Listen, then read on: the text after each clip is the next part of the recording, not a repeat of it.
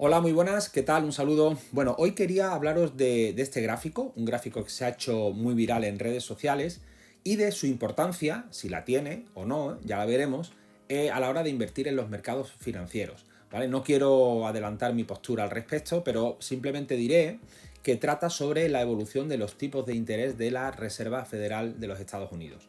¿Vale? Por lo tanto, la primera pregunta que puede surgir es ¿qué son los tipos de interés? ¿O qué es el tipo de interés? Bueno, el tipo de interés básicamente es el precio del dinero. El dinero tiene un precio. Es decir, a día de hoy, que yo sepa, cuando tú vas a un banco a pedir un préstamo para que te dé dinero, no te lo da gratis. Te aplica un tipo de interés que para ti implica un coste y implica un beneficio para la entidad financiera. Bueno, pues en este juego los bancos centrales tienen un papel muy importante porque ellos marcan lo que sería el tipo de interés base, referencia, por el cual luego los bancos comerciales dan sus préstamos a pues, familias, empresas, particulares, etc. Este tipo de interés que marcan los bancos centrales, la Reserva Federal en Estados Unidos, es básicamente el coste que tienen los bancos a la hora de prestarse dinero entre ellos. Y también es el coste que tienen de, en caso de necesidad extraordinaria, poder financiarse directamente en el Banco Central o en la Reserva Federal de los Estados Unidos. Es decir, si estos bancos comerciales se financian, por ejemplo, a un 2%, por poner un número, ellos tratarán de aplicar un coste, un tipo de interés mayor a todos estos agentes económicos, por ejemplo de un 3%, y esta diferencia entre el 2 y el 3% será el margen de beneficio que tiene el banco para él. Pues bien, ¿en qué medida esto es interesante para los inversores? Bueno, aquí como inversores tenemos muchas alternativas de inversión, pero por simplificarlo, las dos más importantes van a ser lo que se conoce como renta variable y la renta fija. La renta variable es básicamente invertir en acciones de empresas, ¿vale? Comprar acciones de empresas. En el momento en el que compras una acción de una compañía, te conviertes en legítimo dueño de esa compañía. Evidentemente en una proporción más pequeña que un gran accionista de la compañía, de la empresa, pero vas a tener los mismos derechos y obligaciones que cualquier otro. Y si la empresa va bien en el futuro y genera muchos beneficios, tú vas a tener derecho a esos beneficios, beneficios que igual se reparten en forma de dividendos.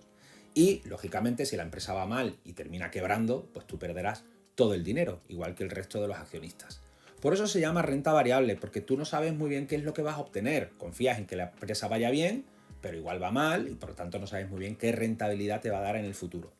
La otra alternativa es invertir en renta fija. En la renta fija tú te comportas casi como si fueras un banco de esa empresa. Una empresa, cuando necesita financiación, puede hacer básicamente o irse a una entidad financiera que le preste el dinero a cambio de un tipo de interés, o puede acudir a los mercados financieros, emitir un bono, que al final es un contrato de préstamo, por el cual un inversor, como podemos ser cualquiera de nosotros, le da un dinero y a cambio la empresa nos da un tipo de interés durante X años. Cuando llega el vencimiento de ese contrato de préstamo, pues la empresa nos tendrá que devolver el principal, el dinero que nosotros le dimos al principio. Por lo tanto, la inversión en renta fija se entiende que tiene menor riesgo que la renta variable y además tiene una renta que es fija, que la conocemos de antemano, que es explícita. Bueno, pues con renta fija podemos invertir también en gobiernos. Los gobiernos también se financian en los mercados financieros emitiendo bonos. Y además se entiende que la deuda de los Estados Unidos y la europea en el caso y la alemana en el caso europeo carecen de riesgo. Es decir, son países tan solventes que no van a tener nunca problemas para atender sus obligaciones de tipos de interés, de cupón, de pagos de sus cupones a los inversores y tampoco van a tener problema para devolver el principal de todos los préstamos que le han dado, porque tienen, entre otras cosas, la capacidad de emitir su propio dinero. Bien, pues con todo esto, piensa ahora que la rentabilidad de las acciones norteamericanas en el muy largo plazo está en torno al 6, 8, 10% de rentabilidad anual aproximadamente. ¿Qué pasaría si de repente los tipos de interés de la Reserva Federal suben tanto que implícitamente hacen que la deuda norteamericana de largo plazo también te dé un 10%? ¿Qué harías tú en ese momento como inversor? ¿Invertirías en acciones norteamericanas de largo plazo que tienen una renta variable, que si todo va bien te puede dar entre un 6, 8, un 10%? ¿O invertirías comprando deuda norteamericana de largo plazo que sin riesgo te va a dar un 10% de rentabilidad? Probablemente tú como inversor optarías por la segunda opción. no asumes ningún tipo de riesgo y en cambio te aseguras un 10% de rentabilidad anual comprando un bono de los Estados Unidos en el largo plazo. Pero ¿qué pasa si sucede lo contrario? De pronto los tipos de interés caen muchísimo, se van a cero, como pudo pasar aquí en el 2008-9 al 2020, que estuvieron los tipos de interés prácticamente a cero, y ya no consigues nada comprando deuda de estados solventes como Estados Unidos, alemanes, a largo plazo. En ese momento, si quieres obtener algo de rentabilidad y sobre todo si quieres batir a la inflación, vas a tener que asumir riesgo. Bueno, pues esto es precisamente lo que estamos viendo en el gráfico que tenemos en pantalla, cortesía de JP Morgan. Aquí lo que estamos viendo es en el eje X el rendimiento del bono norteamericano a 10 años y en el eje Y estamos viendo la correlación de estos rendimientos frente a la bolsa norteamericana, representada por el índice SP500, que es el de las 500 empresas de mayor capitalización de los Estados Unidos. Bueno, ¿qué es lo que estamos viendo aquí? Que cuando el rendimiento del bono norteamericano está entre el 1, 2, 3% aproximadamente, esto tiene una correlación positiva con la bolsa. Es decir, retornos positivos en el bono norteamericano y también retornos positivos en la bolsa norteamericana.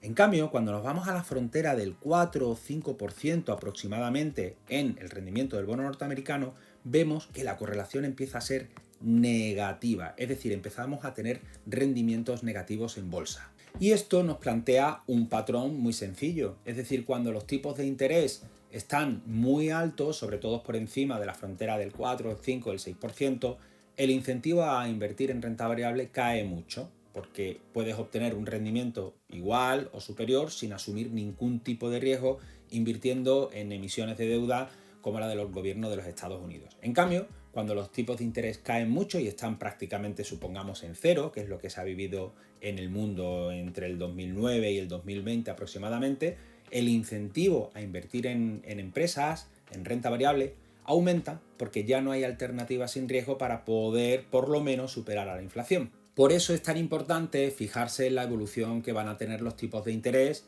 tanto de la Reserva Federal de los Estados Unidos como en el resto de bancos centrales del mundo. Y esto es lo que muestra el gráfico que os mostraba al principio.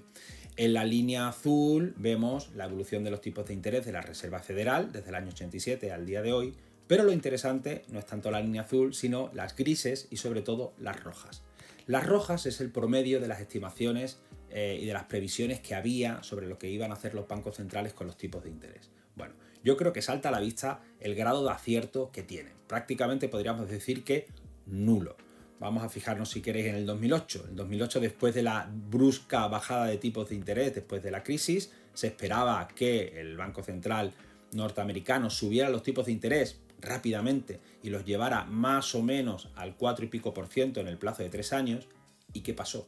Que nos hemos encontrado con prácticamente una década, no tanto porque aquí hay una pequeña subida, con tipos de interés prácticamente al cero. Y ya habéis visto el rendimiento que ha tenido la bolsa desde el 2009 hasta el 2020.